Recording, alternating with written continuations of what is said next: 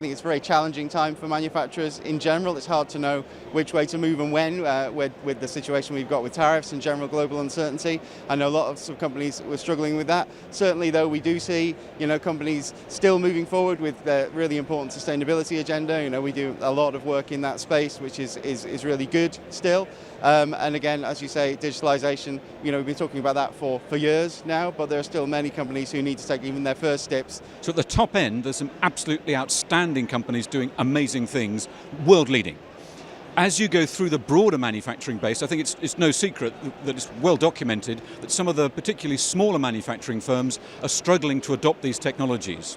So one particular area of interest for us is how can we best support those small and medium-sized manufacturing firms. We do all kinds of work to help companies innovate better, for example, understand their supply chains better and develop them. We do lots of training, we run open courses at the IfM, we run a whole series of membership groups which are really interesting because that helps bring companies together to talk about and share their problems. It helps them hear about our research, but also it helps inform our research because we stay in touch with what companies are doing in the real world. To move to a more automated, higher productivity, more competitive environment, it has to start with the people and the culture change, not with the technology.